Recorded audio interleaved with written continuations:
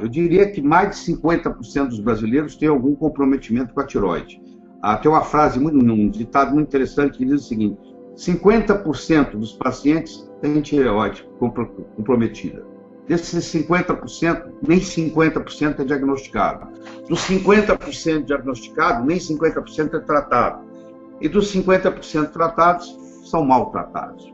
Porque tem outros componentes envolventes. Se você pegar o hormônio da tireoide, seja ele T1, T2, T3 ou T4, ele é formado de duas moléculas de tirosina, que é um aminoácido, e moléculas de iodo.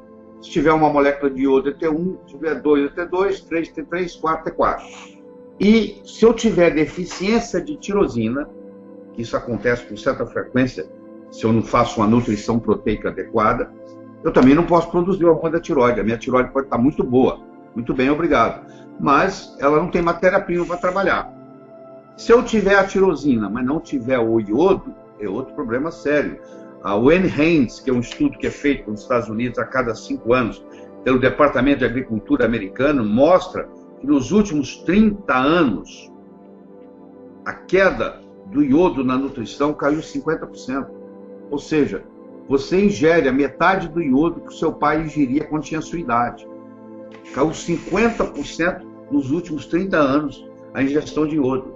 E quando você tem deficiência de iodo, é um problema muito sério. Por que é sério? Porque nós temos mais ou menos 1.500 miligramas de iodo no corpo. Só 50 miligramas, ou só 3,3% está na tireoide.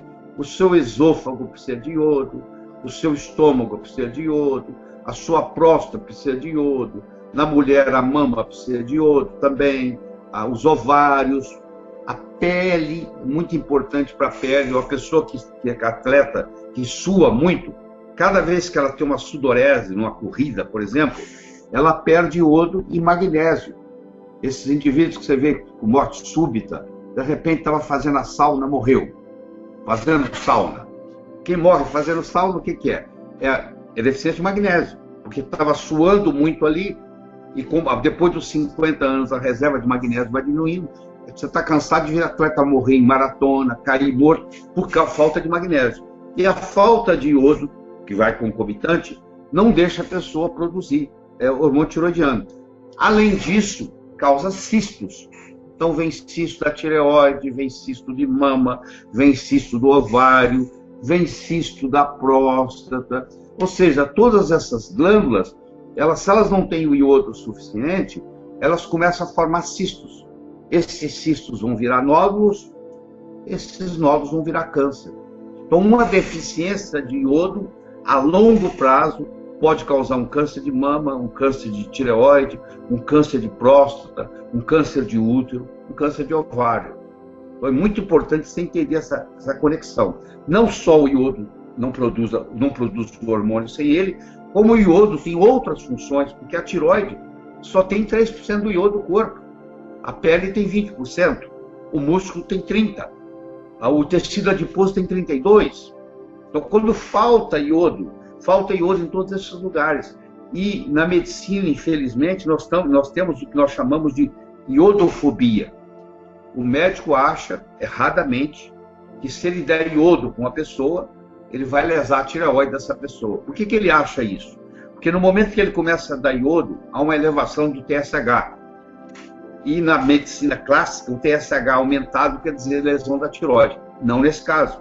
Quando eu começo a dar iodo com uma pessoa, eu começo a desintoxicá-la de bromo, de flúor, de cloro, que são os outros halógenos que competem com iodo. E nesse processo de eliminar esses outros, eu começo a ter problemas. Eu posso ter até a coisa que eles chamam de alergia de iodo, que na realidade não é alergia. Ninguém tem alergia a iodo inorgânico. É justamente a reação de Hersheimer.